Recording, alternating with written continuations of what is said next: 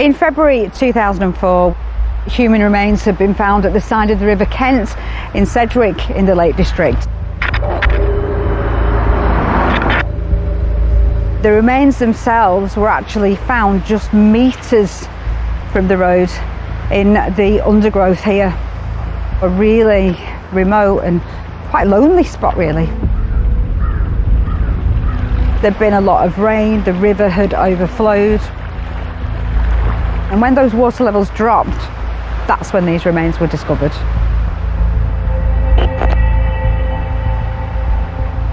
No idea how this person had died or any more details, but I knew in my gut who it was.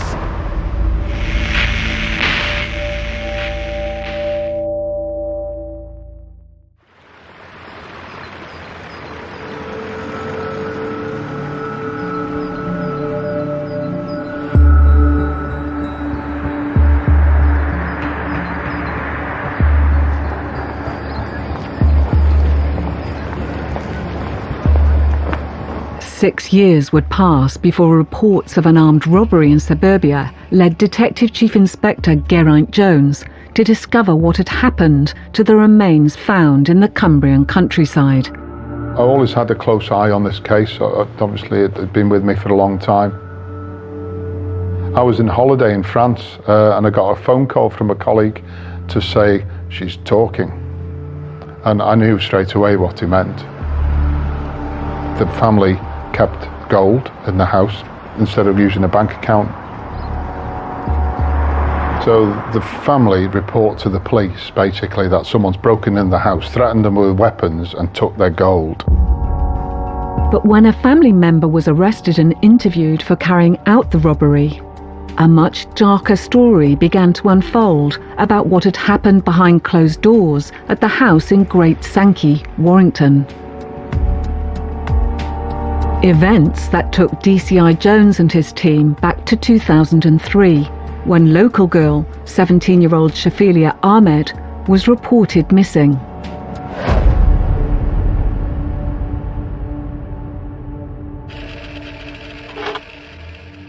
Shafila was a 17-year-old girl from Warrington.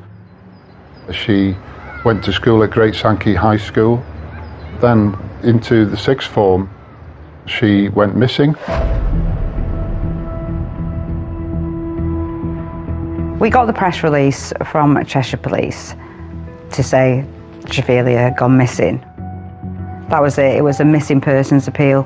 But I knew as soon as it came in, I don't know why, but sometimes you get a sense as a journalist something is going to be a bit different. And Shafila came in, I looked at the picture and I said to the news team, this is going to develop into something.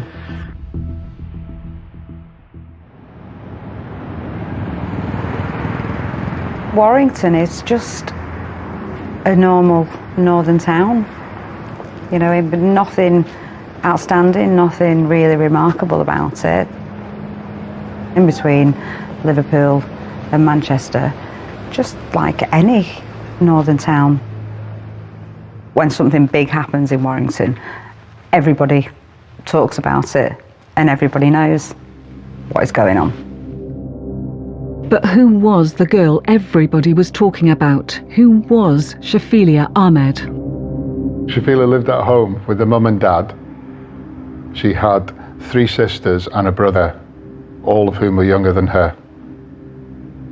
She was at college. She had a dream of becoming a lawyer. From what her friends said about her, she was bubbly, really intelligent, really ambitious.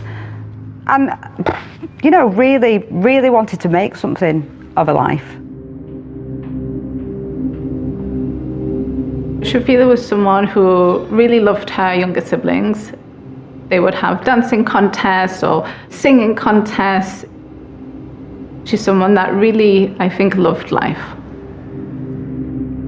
As happy as Shafila seemed to the outside world, at home, where the traditional values of her parents, Fazana and Iftikhar, were taken to the extreme, things were very different. From what we know about Shafila now, her home life with her parents was absolutely horrendous. She's made a lot of friends at school and at college, wanting to spend time with them, but her mum and dad didn't want her to do that. Their culture was completely different. I'm Nina Olk. I'm an activist. I speak out against honour-based violence. I survived on myself at the hands of my family, and now I train the police. Shafeelia and I both shared a similar upbringing in the sense of girls are not wanted in our culture. There's a lot of violence, there's a lot of control. From my own experience living in a culture where honour-based abuse is rife, when you go home from school, your heart sinks. You don't want to be there. It definitely wasn't a home where she would have felt safe. She was abused quite badly, physically, but also emotionally. She would be beaten. A lot of the things that I think triggered the violence at home was what we would consider normal. She wants to dress in a certain way, or she wants to have contact with boys. But her parents found this very, very difficult. The result of that would be that Shafeelia was very heavily controlled. It was later revealed that Shafeelia had tried to break free from the abuse by running away from home, but her attempt at freedom was short-lived. She was found, brought back against her will, drugged and then forced onto a flight to Pakistan. As the investigation progressed, we were told that Shafeelia had actually been taken to Pakistan for a forced marriage. While she was there, she had drunk bleach to avoid this arranged marriage because her mum had told her she was going to stay in Pakistan. You can't imagine how desperate you would be to have to drink bleach. She was trying to end her life. Her dad explains that away by saying Shafeelia had mistakenly drunk bleach instead of mouthwash. It was totally accidental, and that's what she told the doctors here in the hospital when she came back as well. Forgive me, but how do you drink a bottle of bleach accidentally? It wasn't actually a bottle of bleach that she drank, it was just a sip that she mistakenly taken it as a mouthwash. So she was incredibly poorly with that. She was in hospital in Pakistan for a while, then got so ill she was brought back to Warrington, straight to hospital. After months recovering from the severe damage to her throat, Shafeelia eventually returned to college. But on the 18th of September 2003, police received a phone call. It came about that the teacher at school heard rumours that Shafeelia wasn't around anymore. That teacher was aware of some of the issues that were going on in the house, so she alerted the police.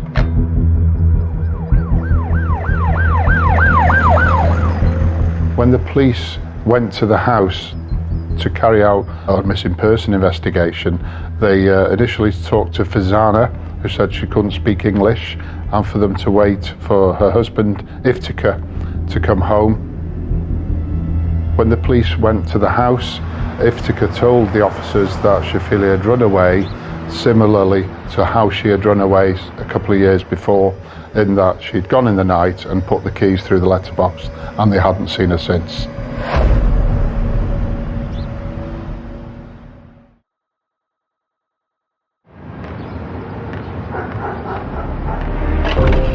In 2003, and police were still searching for schoolgirl Shafeelia Ahmed.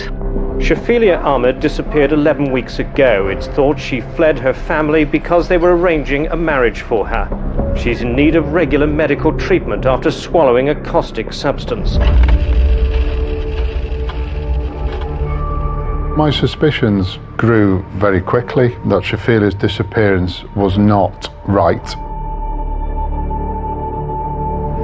The emerging picture of a girl that had been kept prisoner in the house, been subject to domestic abuse, and talk of being forced into marriage in Pakistan.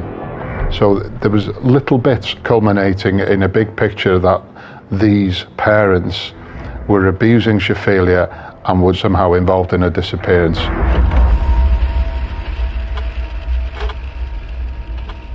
The police were contacted that a pharmacy in Edinburgh had some footage of a girl that they said looked like Shophelia. So that video was collected and shown to Iftika and Fazana. They indicated that it's Shophelia and basically said, well, that's it then, is that okay? She seems okay. Unusual. So we showed the video to the school teacher as well. She said that didn't look like Shophelia.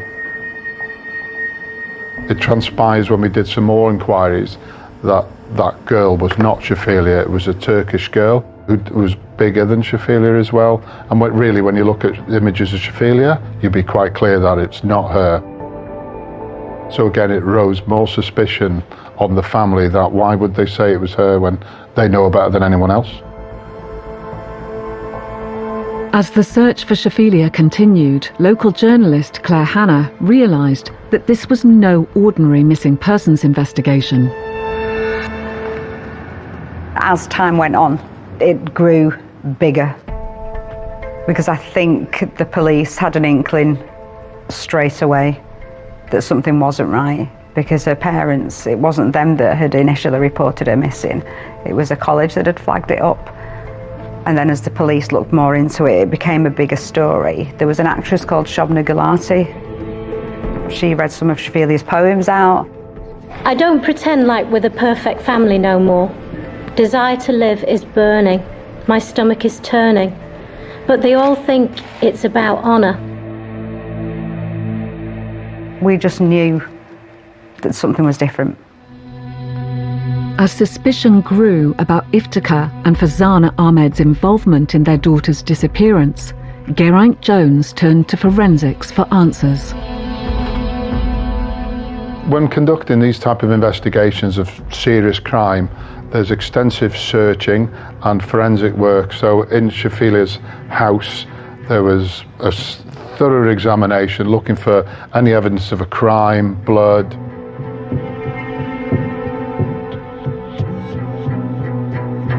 A lot of work on mobile telephones. Now this was back in 2003, so the evidence available from mobile telephones was a bit more challenging to obtain than it is today. During this investigation, we carried out what we call intrusive surveillance into the house at Great Sankey to see if we could obtain evidence and intelligence as to what's happened to Shophelia or where she might be. What we found was that the language they spoke, Punjabi, was a challenging language for us to find an accredited interpreter.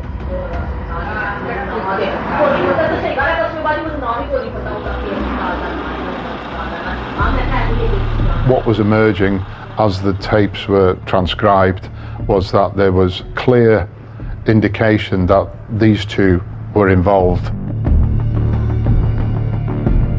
There was a lot of arguing and pointing of fingers, but mainly they were talking about how to get off it and what the police would be doing rather than the act itself of killing her.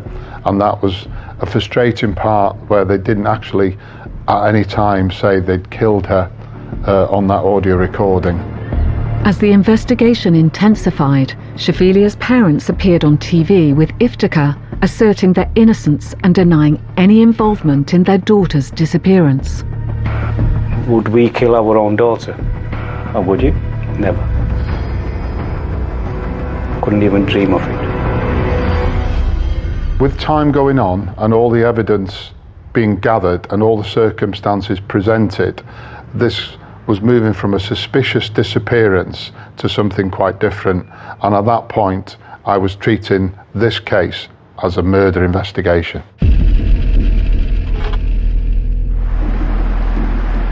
It was 6 months after Shophelia went missing in the September, we got a press release about human remains being discovered at the side of a river. I was listening out all the time for any news or any bulletins in policing around bodies being found, and I was driving into work and I heard on the Northwest News that a body had been found in Cumbria of a female. This body was badly decomposed and the work they'd done so far had been unable to identify her. As soon as the press release landed in the inbox to say a body had been found, I actually said to the news team, that's Shophelia. I would stake my life on it. I don't know how I knew, but I just knew it was.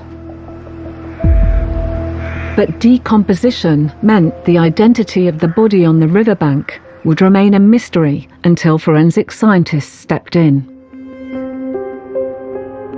When a body is found in a decomposed state, there are a number of challenges that the pathologist would face in identifying the body. The discoloration of the skin could make it difficult, for example, to tell the ethnicity of the person. The facial features may change because of the decomposition, rendering it impossible to know who the person was, for example, from comparison with a photograph. And then as decomposition advanced, you would lose soft tissue. There may be interference by animals, insects, that change the state of the body further.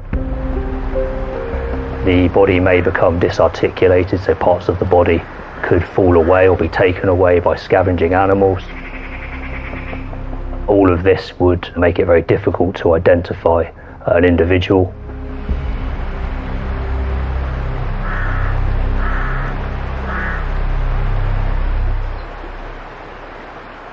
I made contact again with the Cumbria Police and asked them to send the dental records of this body that they'd found. So that came through, and we quickly took that dental chart to Shophelia's dentist. They said there's some real similarities, but the difference was there are two white fillings on Shophelia's lower teeth, and they're not on this chart.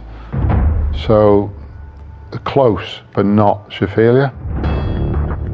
But there was something about the way the family were behaving and all the circumstances. To me, I just wasn't satisfied with that. As a senior investigating officer, it's ingrained in you to absolutely check everything. So I thought, right, I'm not happy with this. So I travelled up to Cumbria because there was something that wasn't quite right. I then asked to look at the mandible, which is the lower jaw that the police had recovered, and I could actually physically see the white fillings that had been described by the dentist. I seized the mandible with the intent to show it to Shophelia's dentist. Mr. Southern, her dentist, looked at that mandible that day and confirmed that the dental work is his, and that is highly likely to be Shophelia. So we were now armed with the fact that the dental records are showing this as Shophelia, but we needed more. Alongside dental records, jewellery that was found on the body was identified by her parents as being similar to that which Shophelia would have worn. All clues pointed to who the body was, but it was the key component of every modern-day forensic investigation that would provide ultimate proof. In cases where the soft tissue of the body has been lost and you are left with skeletal remains, DNA becomes vital in identifying the body.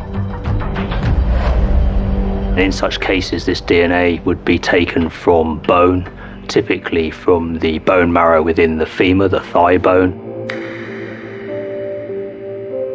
The identification of Shophelia was properly done through DNA by obtaining a sample of bone marrow, and that took a few days to get through. I knew it was going to be Shophelia, and when that DNA evidence came through, it was a sense of real momentum. With DNA proving who the body was, scientists now had to turn their forensic expertise to finding out how Shophelia had died.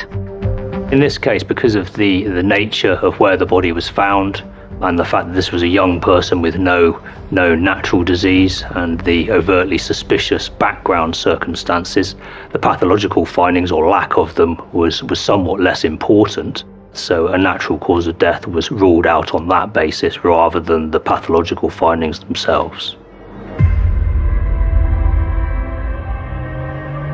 So the pathologist, once you knew it was Shophelia, would know that this is a 17-year-old girl that just wouldn't curl up and die So her conclusion was that some form of asphyxia would be the cause of death.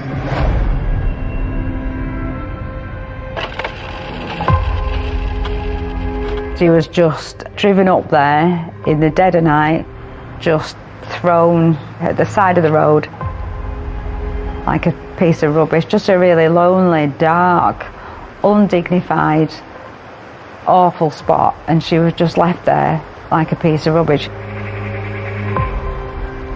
It made me really sad. I came home, it seemed like a normal day, but something wasn't right. I wish I could have changed the event. I should have killed myself instead. I'd rather have been dead.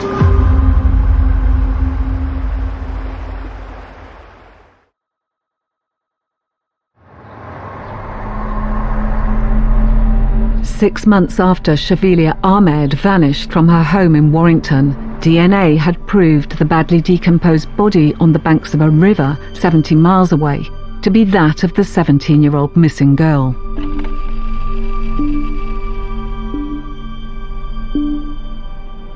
When I'm informed about a case, I'm normally told very little about it.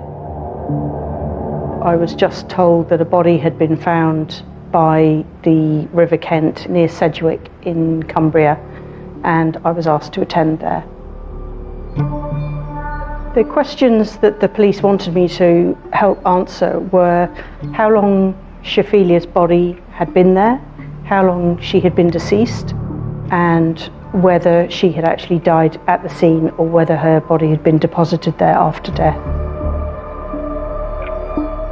When an animal or a human dies, the body starts to decompose straight away, and so insects will come in and they will start colonising the body. So with forensic entomology, if I can work out how old those insects are, that gives me the minimum time that the body has been deceased. What was now crucial to the investigation was establishing when Shavilia had died. It was down to forensic entomologist Amaret Whitaker to find that key evidence. The most important insects for me are the blowflies, so those are blue bottles and green bottles.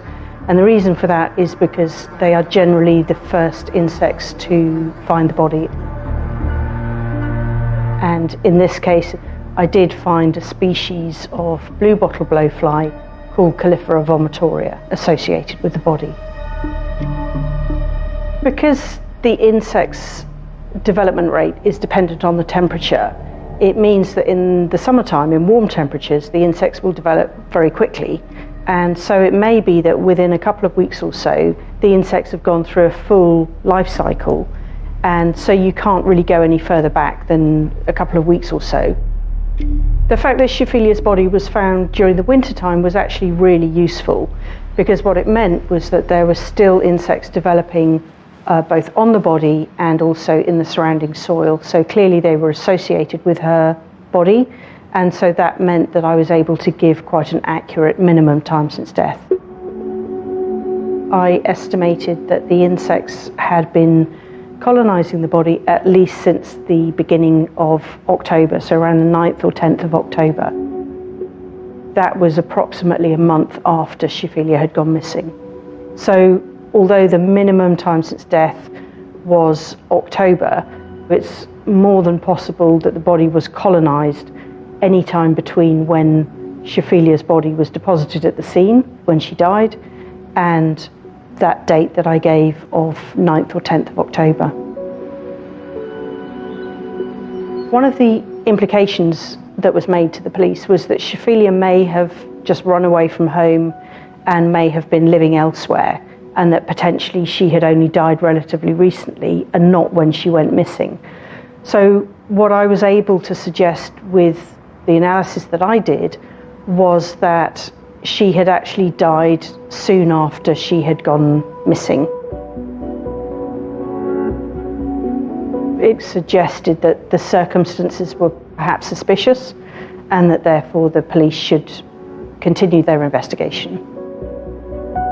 Amaret's findings proved that Shafilia must have died on or shortly after the last known sighting of her on the 11th of September 2003. This placed Iftikhar and Farzana Ahmed firmly in the frame as prime suspects for the murder of their eldest daughter. The press conference took place. It was full. There was live television cameras. This term honour killing is not a term that I've used during this inquiry. We are treating this as simply as a murder inquiry. However, the press conference came to an abrupt end. I was made aware that Iftikhar and Farzana had come into the conference room, so I made an escape. Uninvited, unannounced, Shafilia's parents arrived to deny any involvement in their daughter's death. Iftikhar and Farzana actually barged their way into that press conference with their legal team to accuse Cheshire Police of profiling, of stereotyping. That inquiry should be conducted with transparency rather than being based upon any form of ethnic stereotyping. Immediately trying to control the situation, point the finger at the police to absolve themselves of any blame. However, the Ahmed's cultural background and the notion of honour within the community became a major part of the investigation. Iftikhar and Farzana come from a village in Pakistan, a village that culture is very important, that the male, the patriarch of the family is in control, and the women are the ones who carry the honour of the family. And that mentality or behaviour continued with them. So for him, his family were the perfect family. His girls would conform and be the way they should in his mind. And Farzana was the enforcer of that. I do understand the concept of shame and honor because it's a very real thing when you grow up in the culture, in the home, in the community. It's really a real thing where you grow up to not want to do things that might shame your mum and dad in a community setting. I think her mum and dad were so obsessed with the standing in the community and how they looked. And they were so afraid of one of the children bringing shame to them. Shafilia's parents came from a Muslim Pakistani background. I know that her father moved to this country when he was quite young from a village in Gujarat where people would tend to have the same mindset, the same cultural rules almost. It's like an unspoken way of living your life. It's not because she was Muslim, it's because of culture, because a lot of people blame the religion. It's not the religion, it's the cultural mentality. As strongly as the police believed they had the right suspects, the Ahmeds continued to protest their innocence. Months after Shafilia's disappearance, the two sides of the investigation had reached a stalemate. I had a briefing with the barrister, and he got to a point where he said there are strong aspects of the case that could well result in the prosecution and conviction of Iftikhar and Farzana, but based a lot on circumstantial evidence. So at that point, the decision of the CPS was there was insufficient evidence for prosecution.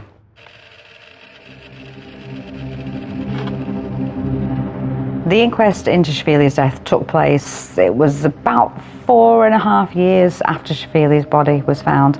It took place at Kendal Town Hall, and it was so important. We know inquests don't blame anyone, they just establish the circumstances of the death.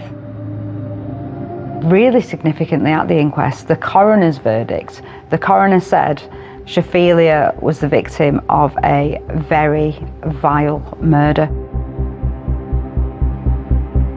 During the inquest, Shafilia's parents presented themselves as they have all along, really. There's kind of an arrogance with them, and they kind of just look like they think they've done nothing wrong. And Iftikhar in particular, just like, I've done nothing wrong, really, really arrogant. And Farzana, for me, she had quite a chilling air about her. I could never understand she had given birth to Shaphelia. Despite the efforts of detectives and forensics, the investigation into Shaphelia's death made little progress. Even after the coroner's inquest concluded her death was unnatural and suspicious, there were still no clear leads. For a long time, justice seemed out of reach. There was insufficient evidence to bring Iftikhar and Fazana to court, but strong suspicion that they'd been responsible for murder. So we were left hanging, I would describe it, seeking more evidence. My own feeling was that it just needed someone from the family to open up. Without evidence from within the family, we would never get them prosecuted. Geraint would have to wait another 2 years before receiving the news he wanted. I was in holiday in France and I got a phone call from a colleague to say, she's talking. And I knew straight away what he meant. It transpired that Alicia, Shaphelia's sister, was in police custody on suspicion of robbery. And whilst in custody, she revealed the striking events that had occurred on the 11th of September 2003. From what we understand, Alicia had staged a robbery at the family home. She's been arrested.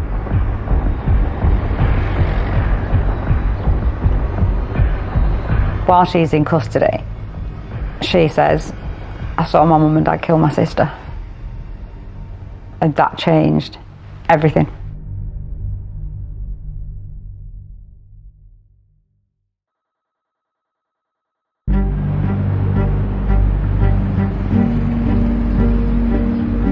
Detectives had determined that Alicia Ahmed, like Shaphelia, had been a victim of her parents' abuse and control, and in order to retrieve money taken from her, she staged a robbery.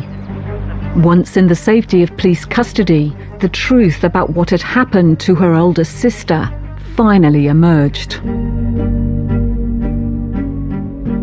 I had a telephone call in 2010 from Cheshire Police. They told me that there'd been an armed robbery at an address in Warrington and that a family member had been arrested because she was believed to be involved in the robbery. She had been taken into interview and she asked for the interview to be suspended, and she said that she wished to speak to police officers. In an informal conversation with police officers, she told them that she had witnessed her parents killing her sister. When Alicia revealed that she and her siblings had witnessed her parents killing her sister, I then had the witness that prosecution counsel had wished that he had had in 2005.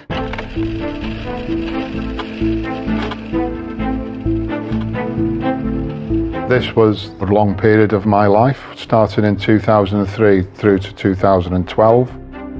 A long court case, a dramatic court case with lots of twists and turns. When the trial started, obviously the media interest was huge. Chester Crown Court is a huge old courtroom. The press gallery was packed for the start of the trial, and you know, a real feeling amongst the journalists.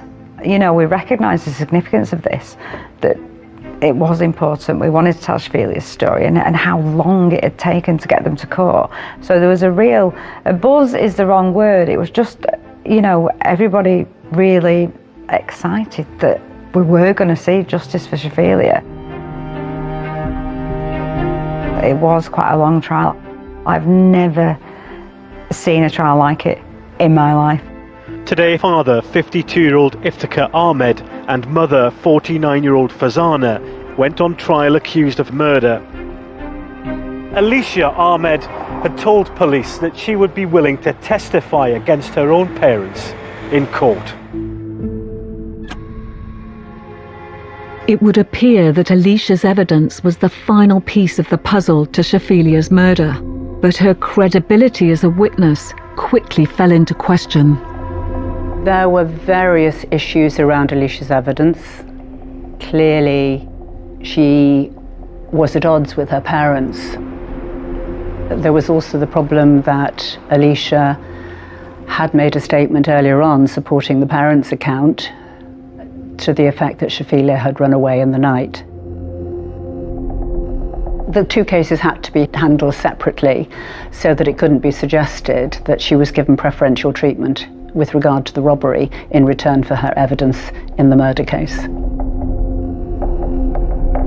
There was a fear that she might be at risk of violence from the extended family or from members of the community who felt that in giving evidence against her parents, she was breaking some sort of code. Alicia was in witness protection. I was very relieved when Alicia finally gave her evidence in court. When she was giving her evidence, you could have heard a pin drop in the courtroom. Alicia's evidence, although given behind screens so no one in the court could see her, was sharp, emotional and resilient. Despite having significant cross-examination by two barristers representing Iftikhar and Fazana, she remained consistent, honest and reliable throughout her testimony. Alicia gave evidence in such a way that it was obvious to everybody in the courtroom that she was actually describing something she had seen. It wasn't a fabricated story. She was describing events to which she was a witness. Despite Alicia's composure under cross-examination, her involvement in the robbery was seized upon by the defence.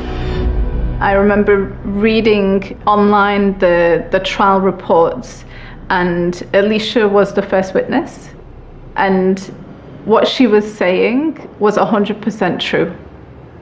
I remember reading how in cross-examination they were trying to paint her as a liar, and I remember thinking, she's not a liar. She's not lying about this. Up until this point, the prosecution's case hung on Alicia as their star witness. That was until new evidence came to light in the form of letters written years earlier by younger sister Mevish to family friend Shaheen Mania. Mevish explained to me that during the day, a family friend had called her mum to gossip, to complain about what Shafila was wearing in town, that they didn't approve. And I think this had made her mum quite angry. And when it came to later in the day to pick Shafila up from work, Shafila had forgotten her coat and was only wearing a t-shirt. So when they were in the car, her mum was really angry. And Mevish said to me that she remembered Shafila actually being really quiet, almost resigned. It's almost like she knew. Alicia described how they were all in the living room. There'd been an argument. Fazana pushed Shafila down onto the settee and said something along the lines of, just finish it here. Mrs. Ahmed was really angry. They went and got a plastic bag, and her mum and dad held her down and covered her mouth, and they used this bag to suffocate her.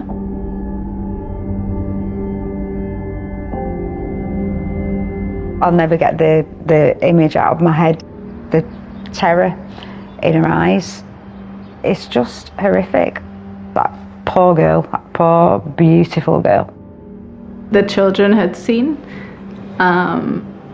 like the life go out of Shafila.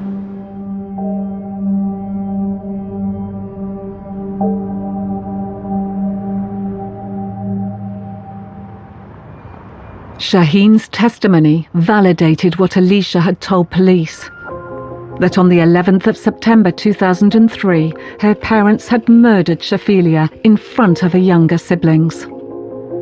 Very brave girl, Shaheen. The fact that she'd said, I saw this trial was happening, I heard what was going on, I knew it was wrong, and I knew I could make a difference. And that's why she came forward, because she knew it was wrong. So she did the right thing. Really brave.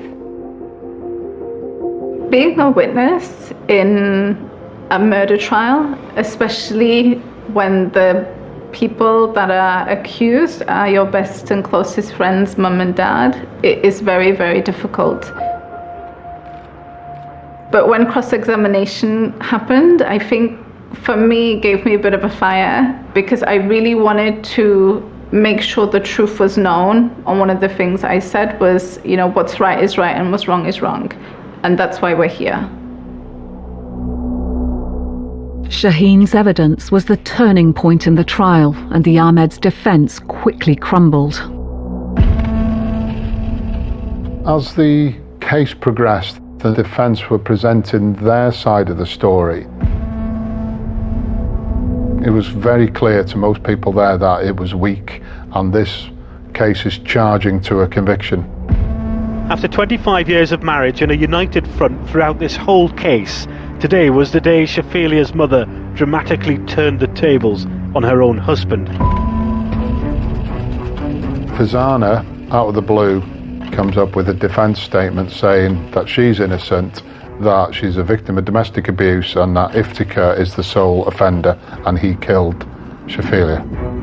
I think it was just desperation. I don't think that there was any credibility with that account.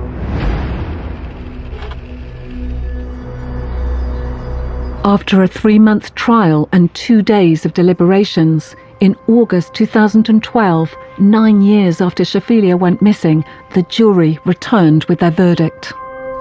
Memorable day. The jury weren't out that long really for a murder. They came back with a unanimous verdict. Both parents were convicted of Shafilia's murder,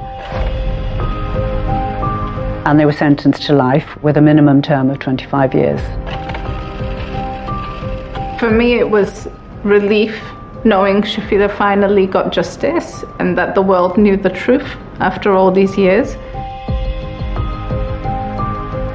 Finally, Shafilia's story was known, and that she could rest in peace. On conviction, Iftikhar's demeanour changed from arrogance to anger, and you could see that he is a dangerous individual. Fazana's portrayal of a grieving mother changed to a wailing wreck, but no sympathy for her, because I know what that house was like, and she is certainly no victim.